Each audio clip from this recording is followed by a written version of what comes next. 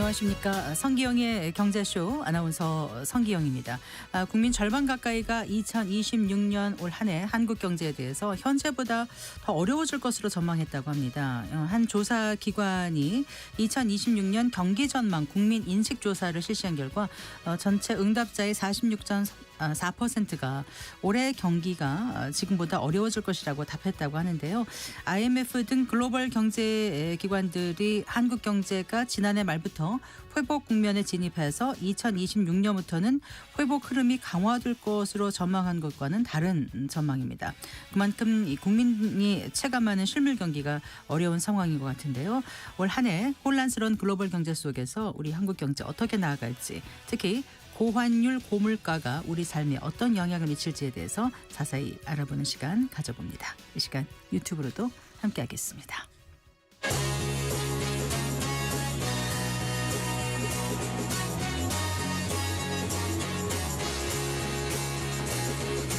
경제 시야를 넓혀드립니다.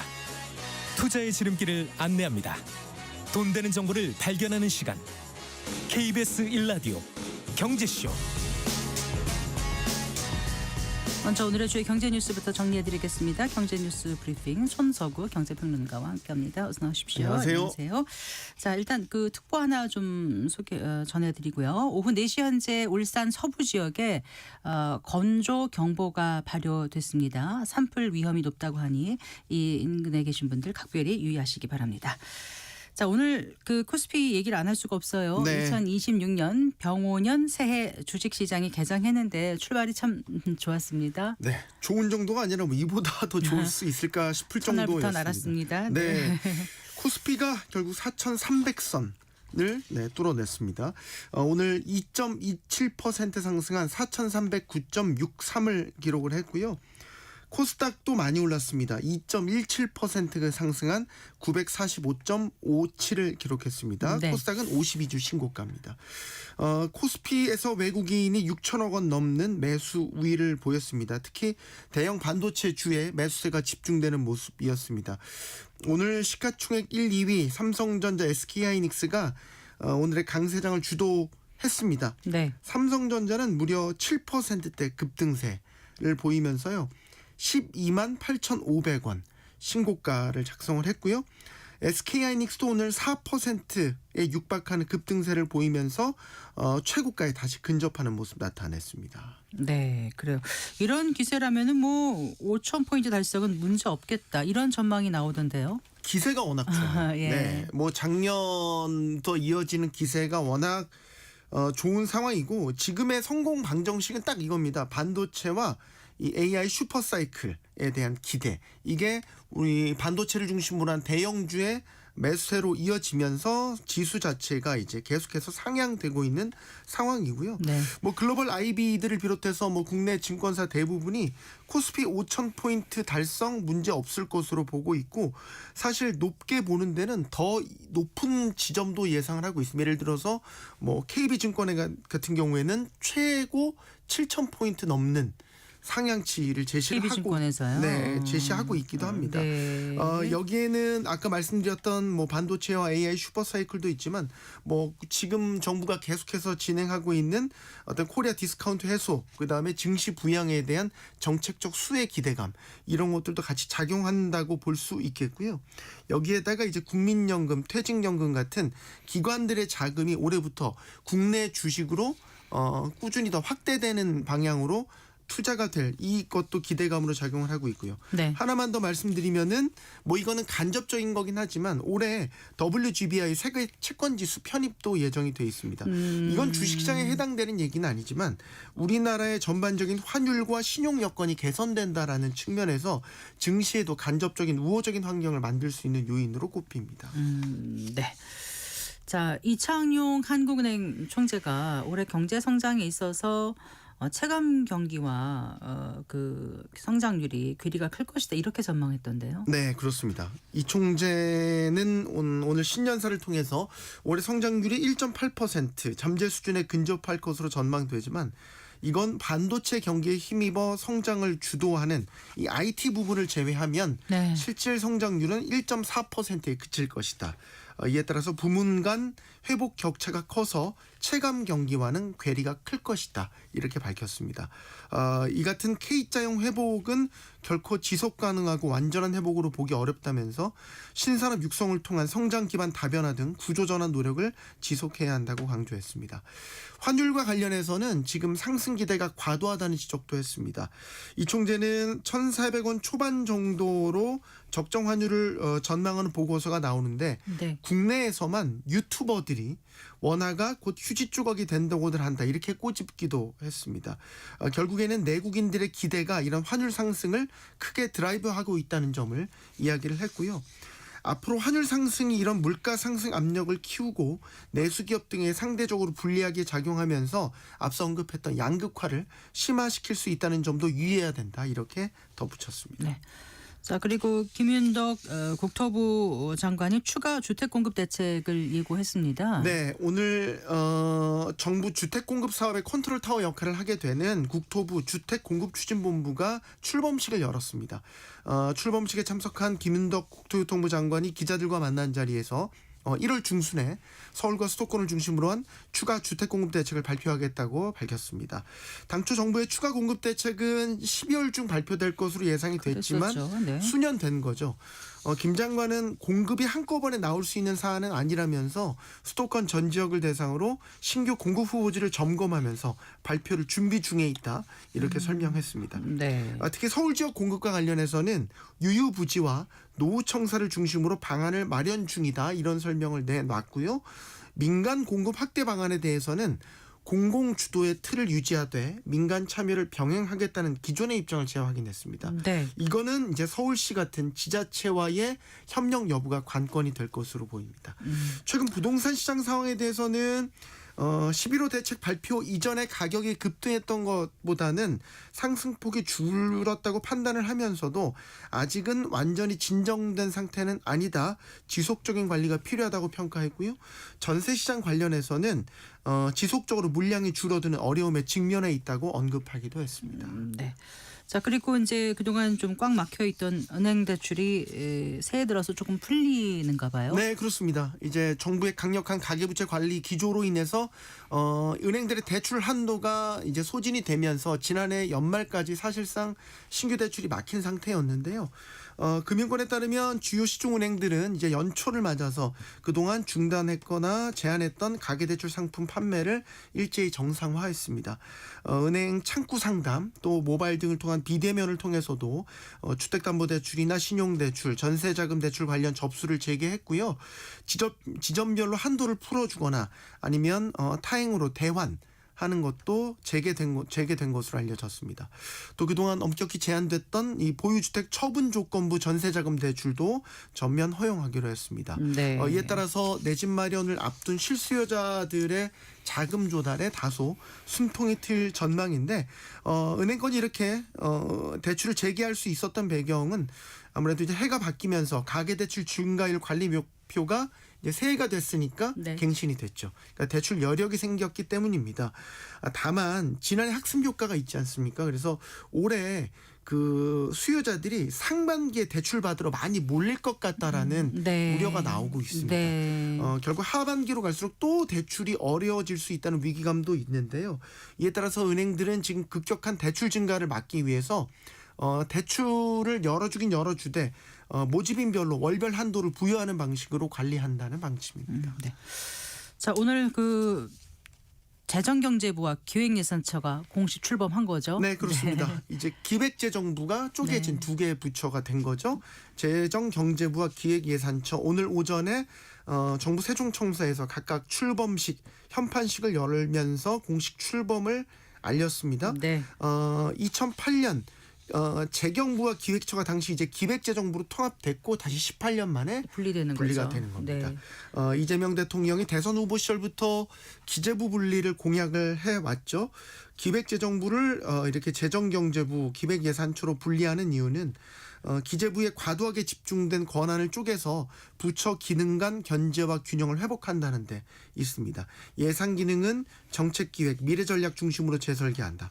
재정예산과 금융세제를 분리해서 각각의 전문성을 높이겠다는 목표도 내걸었습니다. 네. 재경부는 2차관 6개 실장 체제로 개편이 됩니다. 이에 따라서 기존에 있던 차관보실, 국제경제관리관실, 세제실, 기획조정실에서 이제 혁신성장실, 국고실이 추가가 됐고요. 경제정책 수립과 조정, 또 화폐 외환, 국고, 정부회계 등의 업무를 맡게 되고요. 구윤철 기존 기획재정부 장관이 이제 재경부 장관으로 네. 부총리를 겸임하게 됩니다. 네. 기획처는 이제 국무총리 소속으로 바뀌게 되고요. 네, 네. 1차관 3실장 체제로 꾸려지게 됩니다. 중장기 국가전략, 재정정책 수립, 또 예산기금의 편성과 집행을 주요 업무로 담당하게 되고요. 초대 기획예산처 장관으로는 이해운 전 의원이 현재 지명이 돼서 네. 인사청문회를 앞두고 있습니다. 장관 공석인 상황 등을 고려해서 출범식은 별도로 없었고 그냥 현판식이 있었는데 네. 총리 산하니까 김민석 국무총리가 참석했던 거군요. 네, 그렇습니다. 자, 쿠팡이 발표한 5만 원 보상안 두고 지금 꼼수라는 이제 비판이 나오고 있지 않습니까?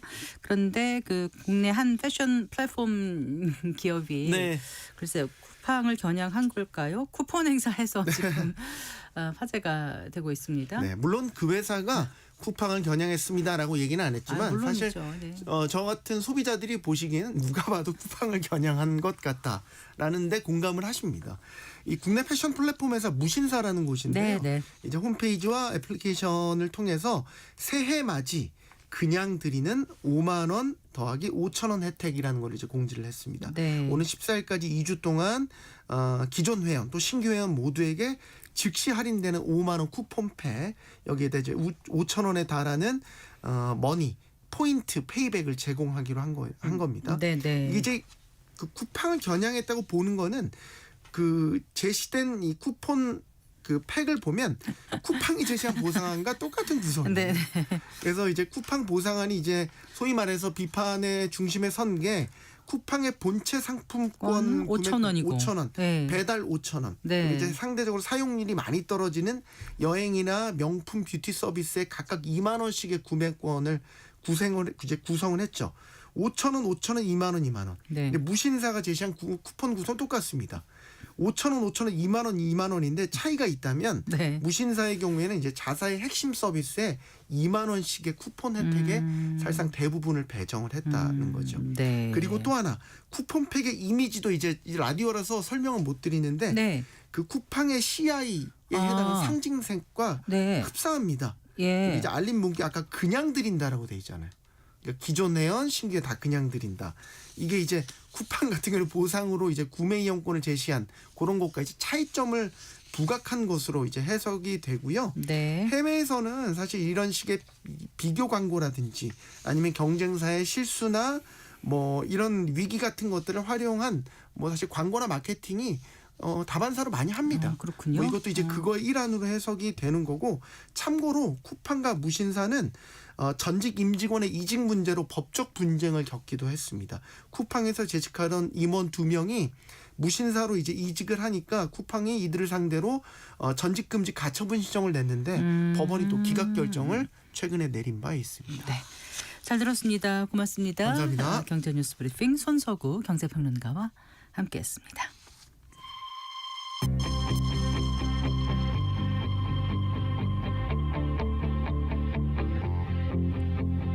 경제 전문가의 원포인트 레슨. 꼭 알아야 할 정보와 이슈를 알기 쉽게 풀어드립니다. 대한민국 경제 고수와 함께 투자의 맥을 짚는 KBS 일라디오 경제쇼. 진행의 성기영 아나운서입니다.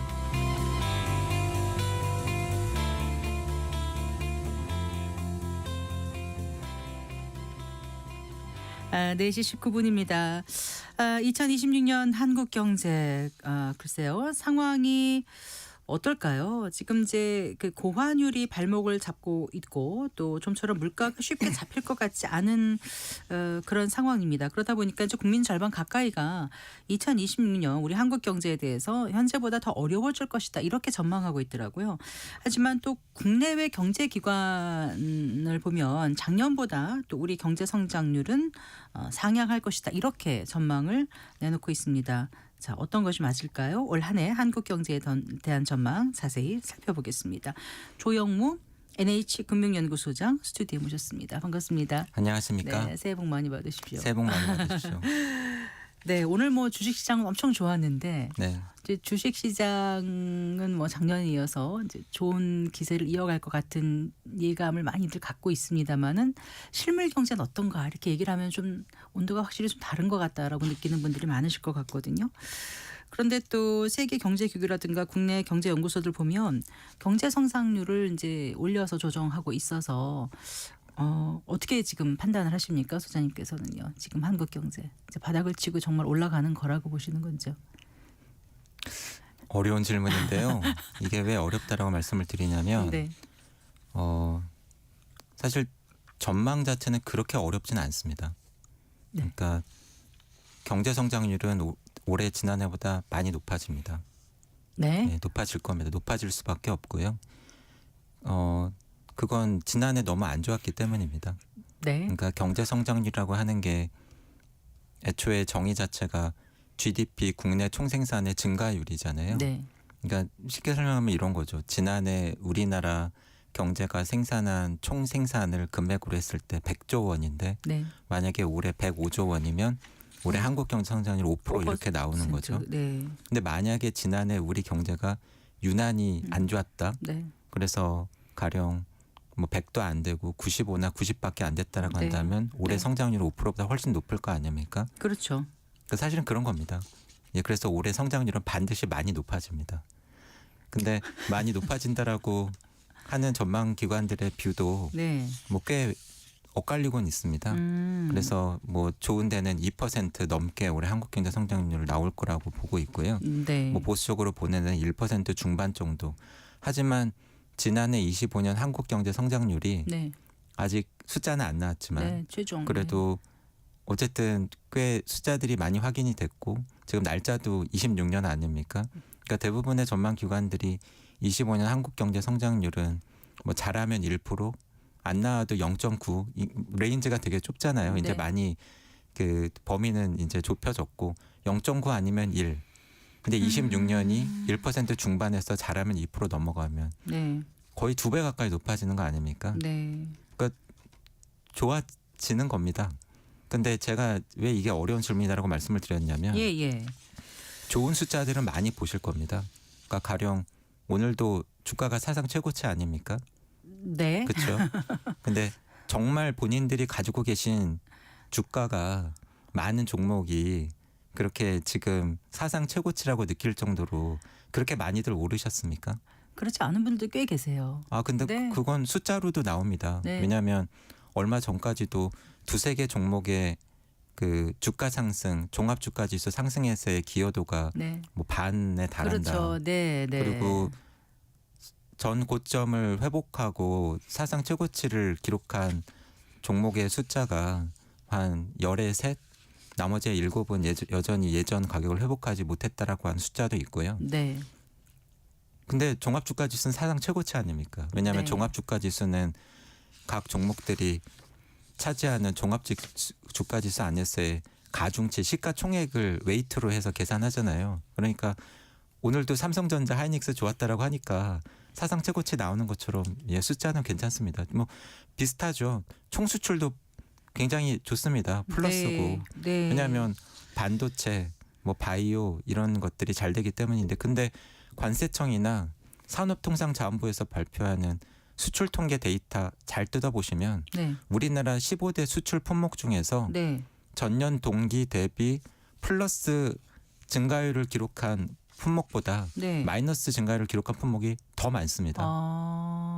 근데 그래도 총수출은 플러스입니다. 네. 그러니까 경제는 이럴 때 제가 좋다고 말씀을 드려야 될까요? 안 좋다고 말씀을 드려야 될까요? 좋은 데는 좋고 여전히 안 좋은 데 많고 그렇죠. 이전보다 못한 데도 꽤 있다. 이렇게 봐야 되겠네요. 보다 더 정확하게 말씀드리면 네. 총량 지표는 분명히 좋아집니다. 네. 조금 전에도 설명을 드렸지만 경제 성장률 꽤 높아질 거고요. 뭐 종합주가지수 오늘 기록한 것은 사상 최고치 나올 수도 있고, 네. 그리고 총수출도 플러스일 가능성 꽤 있고. 네. 근데 만약에 우리가 경제가 좋으냐라는 질문을 받았을 때 기준이 이런 총량 기준의 어떤 경제 지표들 숫자들이 아니고 정말로 많은 사람들이 경제가 좋아졌다라고 느끼고 장사하시는 분들이 매출이 늘었고 일하시는 분들이 내가 받는 소득이나 월급이 늘었느냐, 그래서 정말 살기가 좋아졌다라고 체감적으로 느끼느냐라는 질문으로 바꾸면 네. 저는 조금 다른 답들이 나올 수도 있다라고 봅니다. 네. 월급은 사실 그렇게 많이 오르기 어렵잖아요. 일반 직장인들은요. 아마도 그럴 근데 겁니다. 대부분 뭐 몇 퍼센트 안팎 올라주면 다행이다 이렇게 생각하고 있는데 그렇죠. 아주 작년에 기업 실적이 좋았던 업체들은 일부. 지금 그 아주 성과급. 보너스 성과급 네. 잔치에 뭐 아주 싱글벙글 하던데 맞습니다. 정말 남의 얘기라는 생각이 드는 분들이 훨씬 많긴 할 거예요. 그렇죠. 네. 예, 그래서 예. 이런 질문 저도 많이 받지 않겠습니까? 뭐 해가 바뀌면 경제가 어떨 것 같으냐. 근데 뭐 저는 숫자를 보고 숫자로 말씀드리는 사람이지만 앞서 말씀드린 그런 숫자들을 제가 보고 있기 때문에 네. 그래서 내년에 그러니까 이제 해가 바뀌었으니까 네. 26년에 한국 경제를 설명하는 많은 거시경제 총량 지표들은 좋게 나올 가능성이 있지만 네. 그게 혹시 착시면 어쩌나 또는 그게 초양극화 속에서 나타나는 숫자들이면 어떠나 그런 좀 우려를 동시에 말씀을 드리고 있습니다. 네. 이제 해마다 그 올해를 관통할 경제 키워드가 무엇인지 네. 이제 많은 전문가들께 여쭤보거든요. 네. 일단 뭘 꼽으시겠습니까? 키워드로. 조금 전에 말씀드린 네. 그 두 가지입니다. 착시와 초양극화고요. 이 착시라고 하는 게 또 어떤 분들께는 불편하게 들리실 수도 있겠습니다만 사실은 그런 겁니다.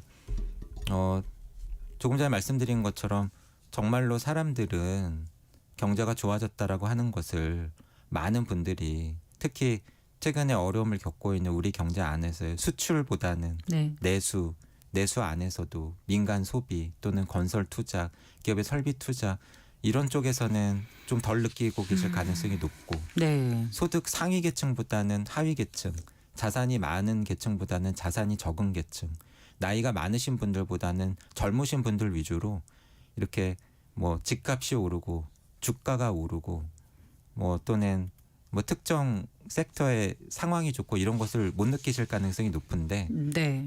이런 상황에서 뭐 저의 예상입니다만 아마도 오늘 많은 언론에서 주가 사상 최고치 뭐 삼성전자 하이닉스 이렇게 하시는 것처럼 아마도 올해 상당 기간 많은 언론과 많은 쪽에서는 우리 경제 좋다, 경제 지표 사상 최고치다, 성장률 많이 높아졌다 이렇게 말씀들을 저는 하실 거라고 봅니다. 네. 근데 저는 이런 지표들만을 가지고 우리 경제가 좋아졌다라고 그냥 자신 있게 말씀드리기에는 좀 마음에 걸리는 부분도 많고 찜찜해서 네.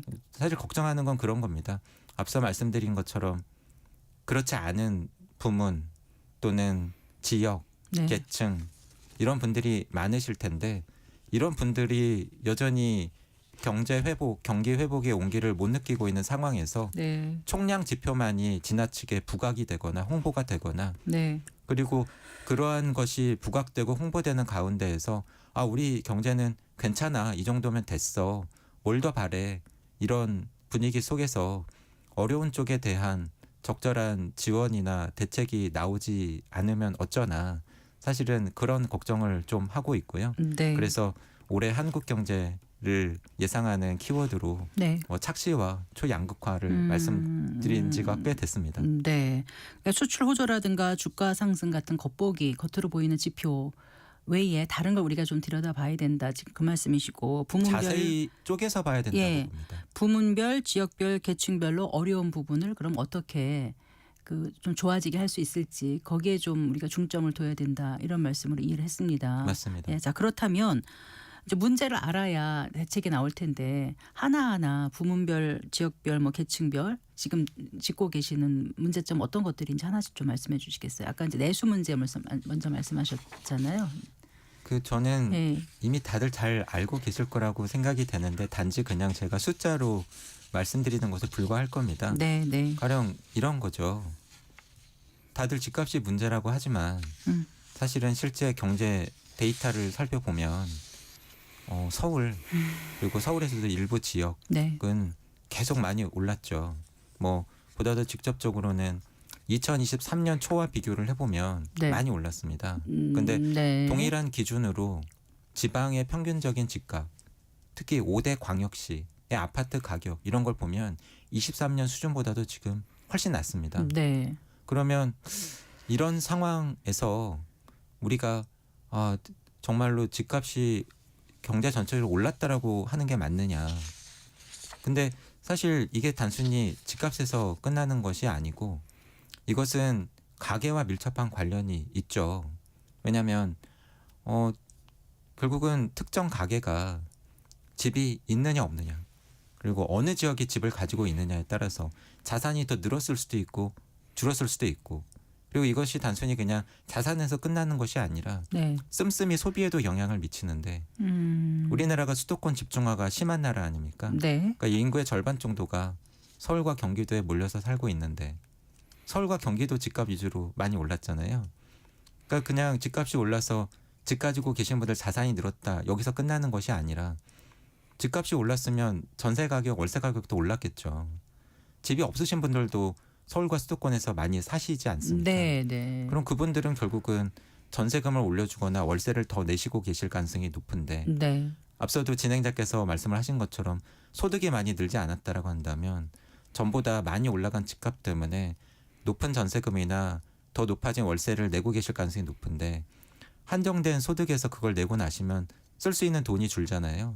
그럼 결국은 소비 위축 요인이 되는 거죠. 네. 그러니까 이게 결국은 자산만의 문제가 아니라 소비와도 밀접한 관련이 있고 네. 앞서 말씀드린 이런 자산 또는 소비의 움직임이 단순히 그냥 집값에서 끝나는 것이 아니고 뭐 오늘도 인트로 때 저희가 얘기를 했습니다만 종합주가지수가 사상 최고치다.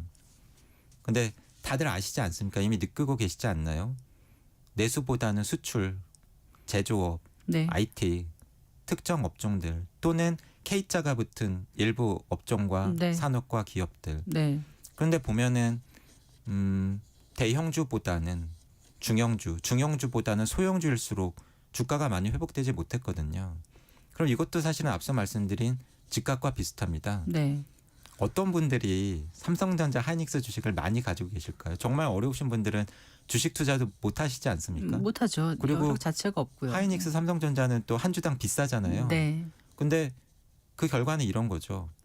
어떤 가게가 주식에 상당한 돈을 투자할 정도로 여유나 금융자산이 있느냐. 근데 주식에 투자를 하더라도 돈이 많지가 않아서 대형주보다는 중형주보다는 소형주로 가지고 계신다고 한다면 뉴스에서는 종합주가지수가 사상 최고치를 경신했다고 나와도 내가 가진 포트폴리오나 내가 가진 주식은 아직도 예전 가격 회복을 못했을 가능성도 있다는 겁니다. 네. 그리고 이게 그냥 이 정도에서 끝나는 게 아니라 연령대별로도 다릅니다. 그러니까 가령 가구주의 나이가 20대, 30대인 청년층 가구와 가구주의 나이가 50대인 이 중장년층 가구의 상황을 살펴보면 네. 어떻게 다를까요? 우선 자산이 50대 가구주가 20, 30대 가구주에 비해서 어느 만큼 많으냐 이걸 배율로 측정을 해보면 네. 이 배율이요 계속해서 확대되고 있습니다. 그러니까 한마디로 주가가 오르고 집값이 오르는 상황에서 네. 청년층 가구보다는 장년층, 중년층 가구가 원래 자산이 자산이 조금 더 있던 사람들이 있으니까. 더 늘어날 확률이 높다는 거죠. 그렇죠. 네. 그리고 소득 상위 20% 가구가 소득 하위 20% 가구보다 당연히 또 자산이 많이 늘고 있고요. 네. 사실 이게 자산뿐만 아니라 소득도 비슷합니다. 근데 소득은 흐름이 약간 다르긴 합니다. 왜냐하면 코로나 기간에는 네. 뭐 가령 상위 20% 가구가 하위 20% 가구보다 버는 소득, 그러니까 뭐 근로소득, 사업소득, 총소득 이런 기준으로 볼 때 더 많이 버는 정도가 코로나 기간 도리어 좀 완화되거나 줄어들었어요. 네. 그게 왜 그러냐면 코로나 기간에는 가만히 놔두면 다들 너무 어려워질 것 같으니까 정부에서 여러 가지 지원책이나 소득 보전 지원 이런 걸 했거든요. 그러니까 그때는 이런 소득의 이 양극화가 조금 완화된 듯 하다가 네. 23년, 24년으로 가면서 계속 지금 또 확대되고 있습니다.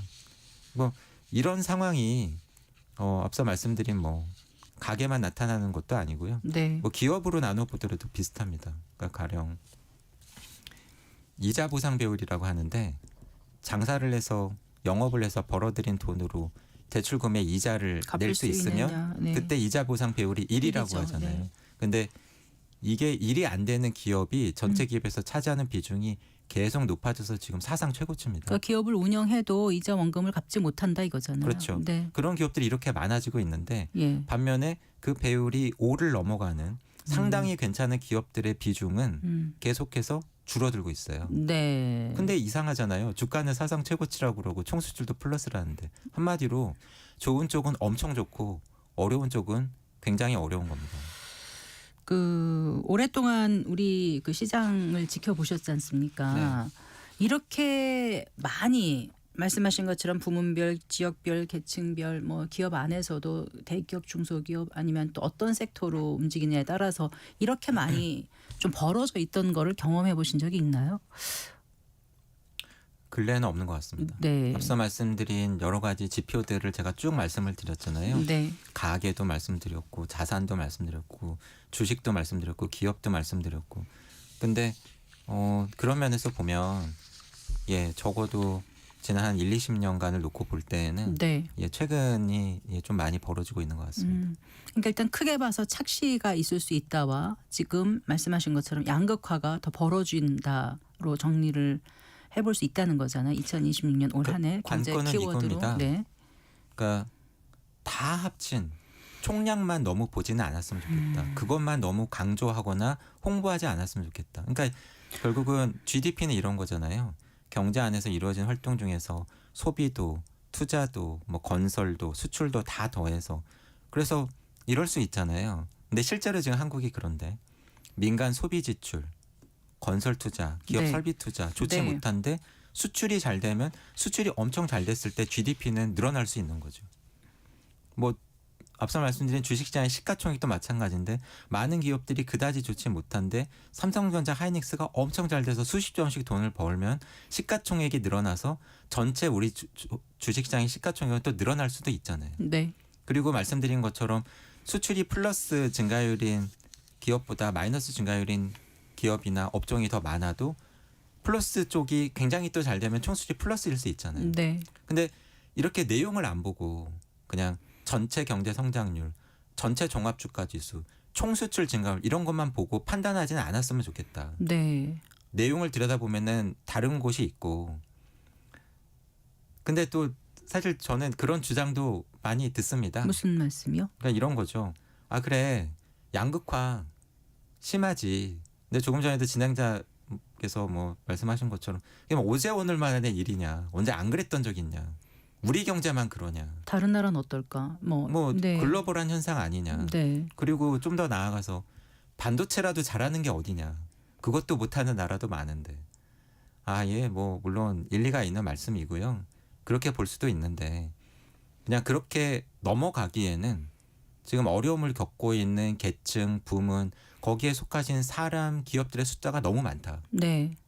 저는 그렇게 생각을 합니다. 네. 그러니까 아까 말씀하신 대로 그런 계층들이 소비를 못하면 경제가 선순환으로 가기가 어려워지는 거잖아요. 맞습니다. 네. 그러니까 그 가려진 부분 아니 우리가 들여다보지 않은 부분을 좀 더 정확히 들여다보고 좀 대책을 마련해야 되겠다. 이런 생각이 이제 들어요. 말씀 네. 들어보면 실제로 소비가 지금 그 민간 소비 같은 경우도 완전히 회복세에 들어서지 못한 거죠. 코로나 이후에 어떻습니까?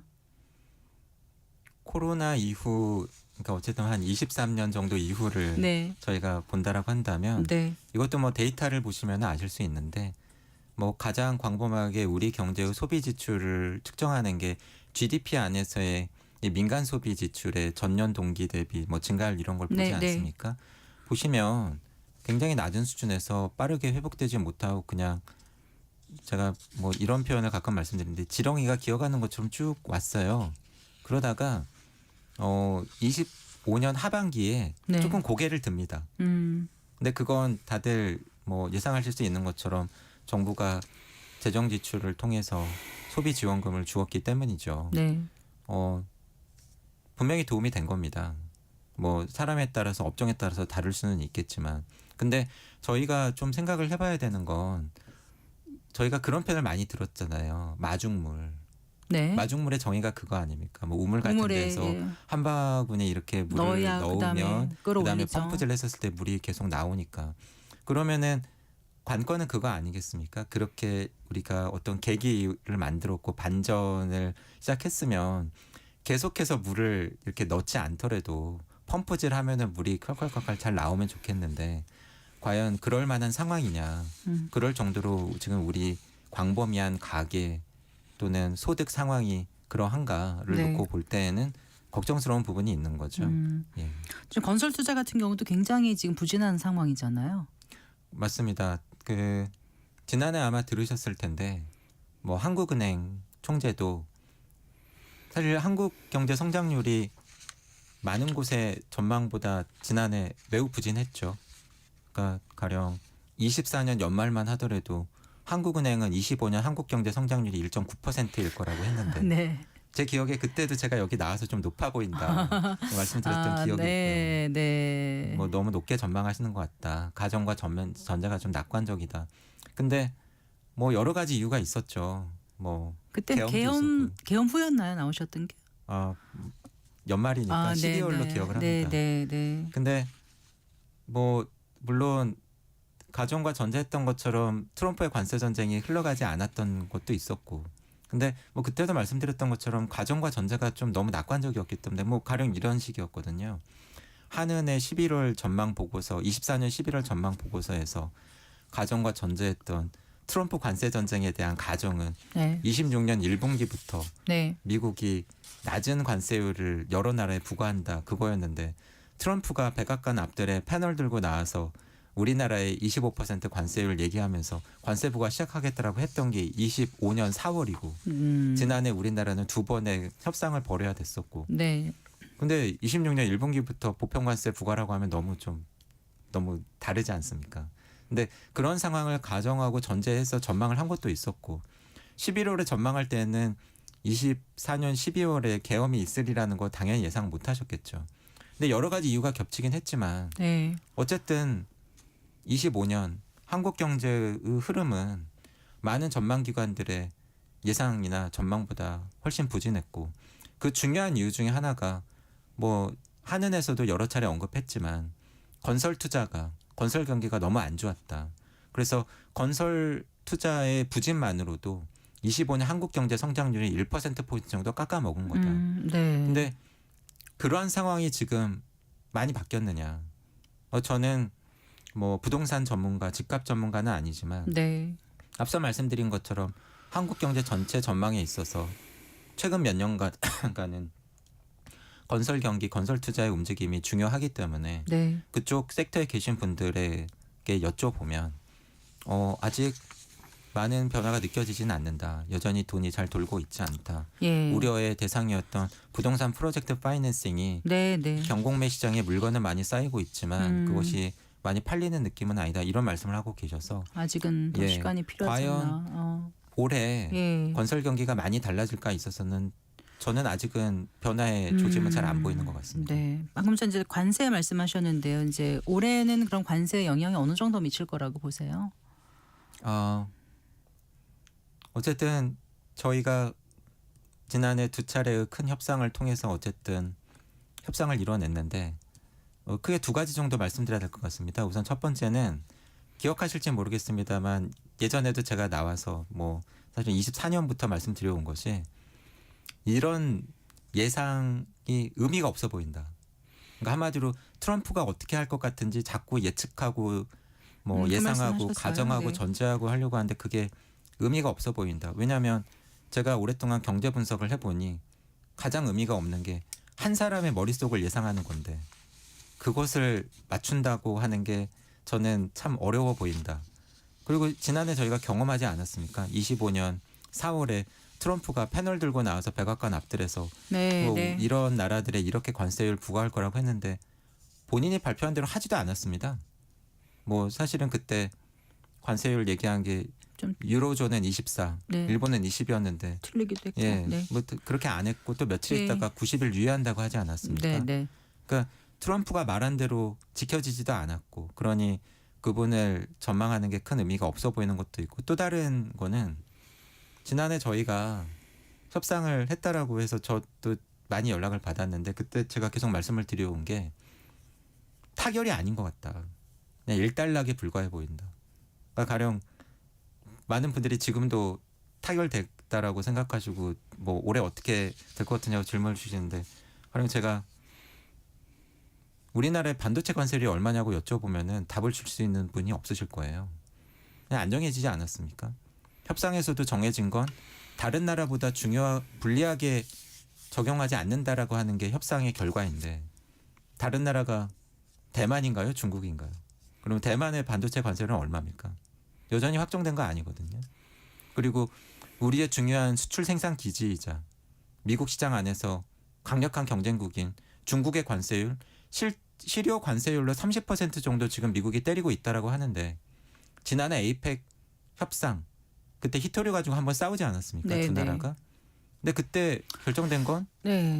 협상 1년 유예한답니다. 자, 그럼 지금 말씀 들어보면은 지난해 있었던 관세로 인한 여러 가지 혼란이 올해도 완전히 가라앉지 않고 또 있을 수 있다는 그런 약간 그런 불안한 느낌을 주시네요. 아, 저의 예상이 그겁니다. 네. 정해진 건 생각보다 많지 않고 예. 관세 전쟁은 생각보다 길어지고 있다. 네. 올해 이제 경제 키워드를 착시 그리고 양극화로 주셨는데 이제 양극화 얘기를 하다 보면 어쨌든 많이 버는 기업들이 있고 그걸 하다 보면 이게 낙수 효과가 생겨서 밑단에까지 좀 흐르는 게 있지 않나 이런 얘기들을 그 전에 많이 했었거든요. 지금 상황은 어떻게 보세요? 그게 가능하다고 보십니까? 잘 안 되고 있는 것 같습니다. 예. 그러니까 앞서 말씀드린 것처럼 지표로 확인되는 양극화를 살펴볼 수 있는 지표들이 전반적으로 좀 안 좋아지고 있다라고 해서 저도 걱정을 많이 하고 있습니다. 그 반도체라든가 뭐 좋은 부분에서도 일부라도 낙수 효과가 있을 가능성은 지금 별로 보이지 않는다 이렇게 판단하시는 거예요. 그러니까 그런 겁니다. 수출 제조업이 일부라도 잘 됐을 때 네. 그 온기가 소비든 투자든 장사하시는 분들한테든 건설업 쪽이든 옮겨가게 하는 중요한 전달 경로 채널이 네. 사실은 우리나라 기업들의 한국 안에서 이루어지는 설비 투자입니다. 네. 이 설비 투자가 최근에 부진해요. 그렇죠. 예. 그리고 우리는 약속을 하지 않았습니까? 긴 기간에 1년에 200억 달러 안 넘게 하겠다라고 네. 하긴 했지만 미국에 투자를 미국에 3,500 달러 투자도 해야 되고 네. 그래서 국내 기업들의 투자가 한국 안에서 많이 이루어지지 않는다. 그래서 공장 건물을 안 지으면 네. 건설업 노동자분들이 일해서 일자리가 없어지고요. 못 보시고 네. 뭐 건물을 지었을 때 그 안에 넣는 기계, 설비, 장비 이런 것들이 네. 또 안 들어가게 되면 네. 하청업체, 부품업체 이런 쪽으로 온기가 안 갈 수 있고 네. 뭐 이러한 상황이 계속 이어지면 적어도 예전에 투자가 많이 이루어졌던 일부 지역 공단을 중심으로 해서 적어도 그쪽 지역 지역에서 상권까지 장사 나타났다는 예 경제적 또는 효과. 식당 하시는 분들은 온기를 누릴 수 있었다라고 한다면 그렇지 못하다. 이게 그냥 제가 말로 말씀드리는 게 아니라 네. 한국 경제 성장률을 부문별로 높여주는 성장 기여도 측면에서 볼 때 네. 우리가 예전에 반도체를 많이 팔았던 2017년 18년 때의 반도체 슈퍼 사이클 당시에는 한국 경제 성장률을 높여주는 성장 기여도가 수출만큼이나 기업 설비 투자가 높았습니다. 아, 근데 지금 그렇지 못하니까. 근데 최근에는 네. 한국 경제 성장률을 높여준 성장 기여도를 보면 네. 수출은 매우 높고요. 네. 설비 투자는 투자는 마이너스였다가 요즘에 소폭 플러스로 돌아선 정도입니다. 네. 그러니까 똑같이 반도체를 많이 팔고 있다고 하더라도 네. 과거 우리가 경험했던 반도체 슈퍼 사이클과 요즘은 다릅니다.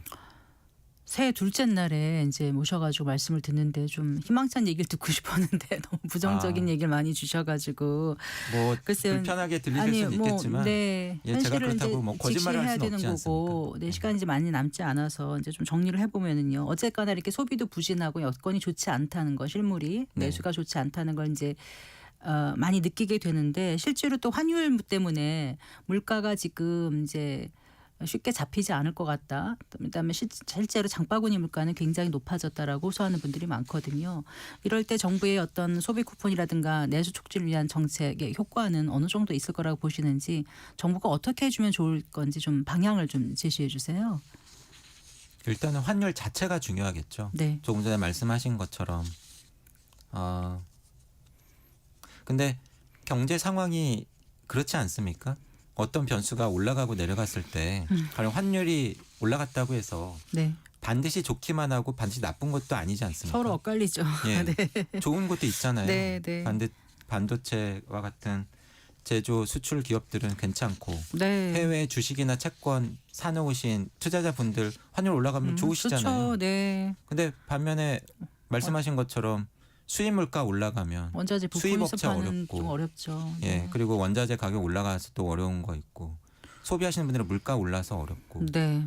중요한 건 지금 우리 경제 상황이 어떠냐. 그래서 원달러 환율이 미칠 수 있는 긍정적인 효과가 있고 부정적인 효과가 있는데 지금 우리 경제 상황을 감안할 때 이걸 우리가 어떻게 봐야 되느냐라고 하는 해석이라고 봅니다. 네. 근데 앞서도 제가 길게 말씀드렸지만 수출 제조업을 중심으로 해서 좋고 내수를 중심으로 해서 안 좋은데 원달러 환율이 올라가면 수출에는 더 좋고 내수에는 어쨌든 부담이 될 수 있지 않습니까?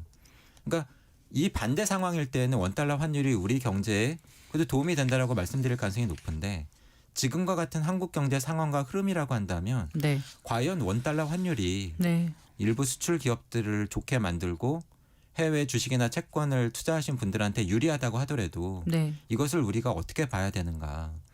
뭐 그 부분에 있어서는 좀 고민해 볼 필요가 있다라고 생각을 하고요. 네. 근데 뭐 제가 이렇게 방송에서 말씀을 드리다 보면 아니 무슨 뭐 환율이 올라간다고 수출 기업이 좋아지냐.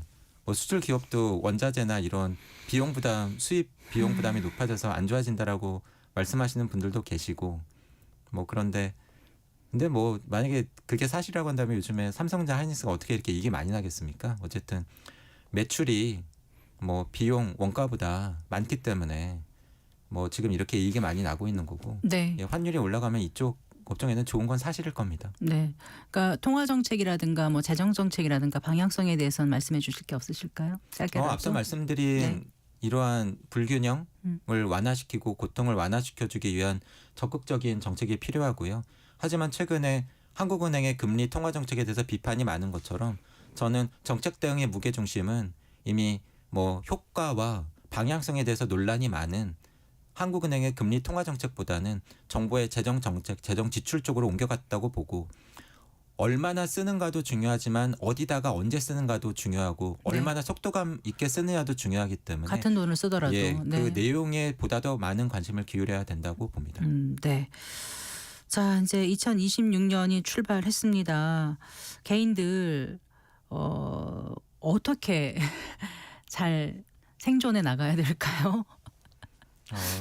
뭐 오늘 이런 경제 방송 열심히 들으시고 너무 듣기 좋은 이야기보다는 뭐 진짜 상황을 파악하기 위한 노력. 그래서 많은 전망 기관들의 전망이 아니라 희망인 경우도 많고 전문가들의 이야기가 전망이 아니라 중계인 경우도 많은데 그러한 이야기들을 잘 걸러내서 선별해서 현명한 판단을 하셔야 된다라고 믿습니다. 네. 어떻게 걸러내야 됩니까? 뭐 그건 다음에 좀 시간 여유가 있을 때 그 팁에 대해서 말씀을 드려보겠습니다. 저희가 이제 오늘 한국 경제 키워드가 무엇인가 여쭤봤는데 착시와 양극화라고 말씀을 해주셨어요. 끝으로 하실 말씀 더 없으신지요? 하나라도 더. 네. 새해 첫날에 밝은 말씀 많이 못 드려서 죄송하고요.